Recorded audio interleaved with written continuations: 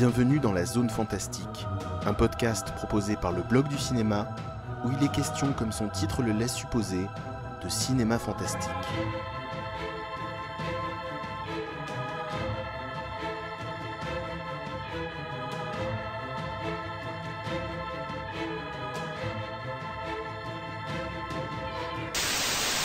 Chères auditrices et chers auditeurs, pour cet épisode, j'ai choisi de tracer des liens entre deux films détournant la figure du vampire pour l'extraire du surnaturel où elle opère d'ordinaire. Le vampire peut-il survivre hors du fantastique ? C'est la question posée par Martin, film réalisé par George Romero, sorti en salle en 1977, et par Embrasse-moi vampire, film réalisé par Robert Bierman et sorti en salle en 1989. My name is Martin. I'm 84 years old. People think I'm crazy when I tell them how old I am. I'd like to be normal. I just have a sickness. The only way I can survive is by drinking blood. I'm Peter Lev. Rachel. I brought this girl up to my place the other night. It started with a kiss. Really hot.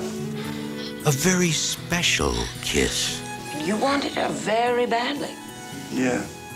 A kiss that could drive you mad. Mort-vivant buveur de sang, l'icône du cinéma fantastique refuse de jaisir dans son cercueil et continue au fil des décennies sa recherche de sang neuf, de nouvelles énergies filmiques capables de régénérer son charisme autant que le schéma de récit dans lequel les innombrables déclinaisons de Dracula ont risqué de le laisser dépérir. Et quelle meilleure méthode pour réinventer un mythe que de commencer par mettre à plat ses composantes fondamentales, et ramener ainsi à la surface les questions effacées qui l'animaient à l'origine. C'est la réflexion qu'entreprend George Romero dans Martin pour accorder l'aura de la créature surnaturelle aux considérations réalistes et désenchantées de son cinéma. À l'exact opposé du vampire séducteur et aristocrate régnant sur un décorum gothique composé à son avantage, Martin est un jeune homme de 20 ans, socialement inadapté, n'ayant trouvé pour seul moyen d'exister aux yeux du monde que d'embrasser la malédiction supposée déterminer son destin.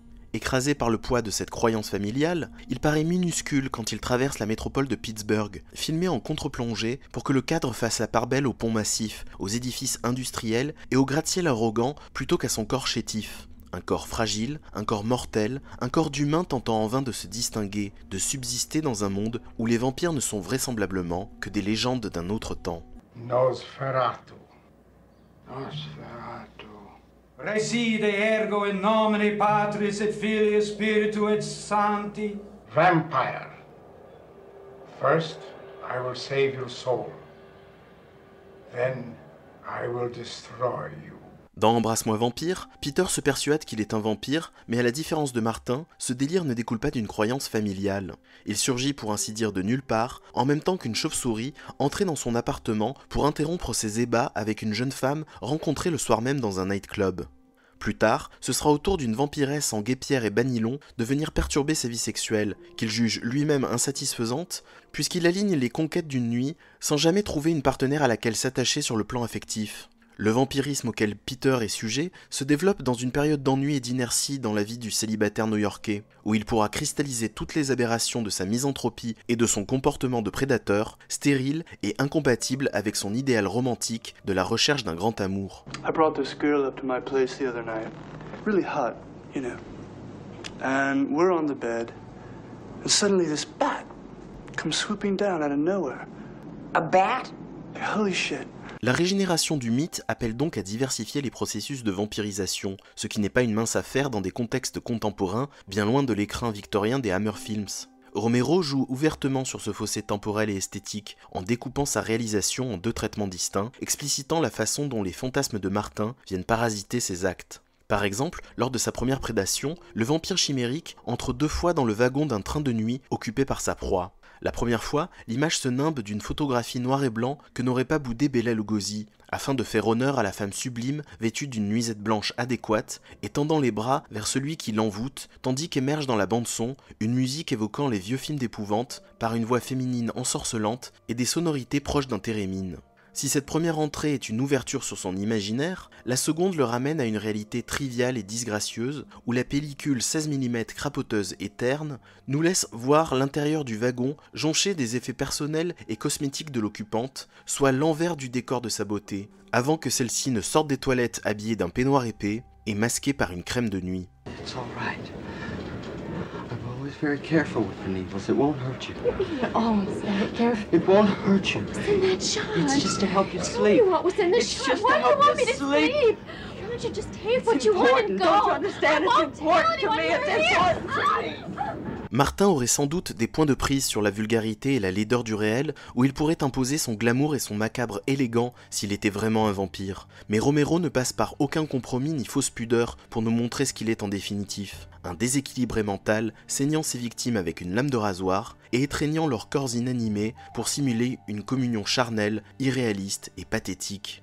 Ajoutons à ce triste tableau qu'à contrario du monstre classique, généralement placé en antagoniste, dont les héros humains ne sauraient anéantir totalement la dimension mystérieuse, Martin est le protagoniste dont nous suivons le point de vue, et nous partageons avec lui les moments où il appelle la libre antenne d'une radio locale pour dévoiler ses états d'âme de vampire. I saw a movie once where it happened every night. Now that's crazy. Those movies are crazy. Oh, so you mean to tell me all those movies aren't true, huh? Or what else isn't true? I mean, are you going to dispel any other myths, like getting back to your grave before sunup, or garlic? It's all crazy. Peter, le curieux spécimen de Embrasse-moi vampire, semblait également souffrir d'un dérangement psychologique, dont la morsure de son amante vampiresse ne serait pas la cause, mais déjà un symptôme alarmant de sa perte de repère entre son imaginaire et la réalité. Cet élément déclencheur fantasmé ne serait dès lors qu'un prétexte à justifier ses émotions chaotiques et la vie sentimentale incertaine qui en découle, dans un New York dont le gigantisme et les valeurs capitalistes amplifient les solitudes. Bierman déleste régulièrement sa mise en scène des effets horrifiques ou romantiques affiliés à la figure du vampire, pour poser un regard froid sur son personnage central. Que reste-t-il alors du sujet observé ? Un petit chef arrogant, pratiquant le harcèlement moral sur sa subordonnée et tournant en dérision les accusations de cette dernière lors d'une réunion entre collègues masculins avant de franchir le cap de l'agression sexuelle. Et quand il s'agit d'habiller sa folie proche de la schizophrénie, de définir son inhumanité croissante, Peter se contente de porter un dentier de farce et attrape et de renverser son canapé noir pour s'en faire un cercueil.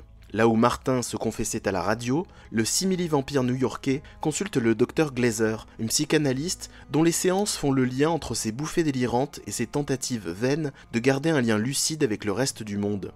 Et comme Romero, Bierman double l'une des dernières scènes du film d'une version alternative provenant de l'esprit dissocié de Peter. S'il s'imagine rencontrer son idéal féminin dans le cabinet du Dr Glazer, il erre en réalité dans les rues de Manhattan où les passants s'étonnent de l'entendre dialoguer dans le vide. Pour ainsi dire, une sorte de Patrick Bateman, le tueur d'American Psycho, qui aurait troqué sa tronçonneuse contre des crocs en plastique. Tell me how much you love me. Tell me. I love you. Embrasse-moi vampire réduit au possible les artifices techniques afin que le jeu exubérant de Nicolas Cage demeure le spectacle central du vampirisme. Comme les comédiens en apprentissage doivent apprendre à trouver leur clown, Cage expérimente devant nos yeux pour trouver son vampire, son monstre intérieur, exacerbation de sa manière d'être et de paraître, en s'inspirant notamment du Nosferatu de Max Schreck.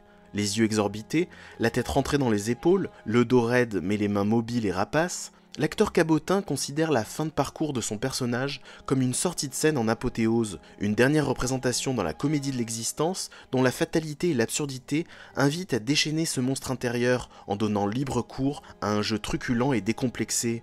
Une pantomime expressionniste agrémentée de l'hystérie propre à la persona de Cage, star abonnée au rôle de psychotique et d'addict en tout genre, et personnalité publique réputée pour son amour de l'outrance et du mauvais goût. I never misspelled anything! Not once, not one time! I'm sure that you didn't. I want to know, really, who did? I cannot possibly tell you that. You can't? No, I can't. Ha! You call yourself a psychiatrist. Le désenchantement du vampire va de pair avec l'état d'esprit de la société dans laquelle il apparaît, où les peurs actuelles des populations urbaines n'ont plus grand-chose à voir avec celles des générations précédant l'avènement du cinéma gore, s'installant devant des films d'épouvante comme ils réouvriraient inlassablement les mêmes livres de contes avec un désir de frisson sans risque. Dans le cas de Martin, l'anachronisme de ses croyances est précisément là pour mettre en relief l'atmosphère délétère de Braddock, ville dortoir frappée en ricochet par la récession économique de sa grande sœur Pittsburgh. Dans ce terreau fertile pour la violence et le désordre social, le sang n'a pas besoin de Martin pour couler. La mort se trouve des agents partout, comme le prouve le suicide de Madame Santini, survenu en l'absence de son jeune amant. Même en renonçant à sa dimension surnaturelle pour adopter l'aspect plus ordinaire du tueur psychopathe, dégradant sa majesté de prédateur nocturne lors d'une séquence de home invasion laborieuse, le vampire n'arrive plus à préserver sa place de perturbateur du récit, d'événements extraordinaires troublant l'ordre établi. Il n'est plus qu'un symptôme d'une crise déjà généralisée dans la marche des récits comme dans celle du monde.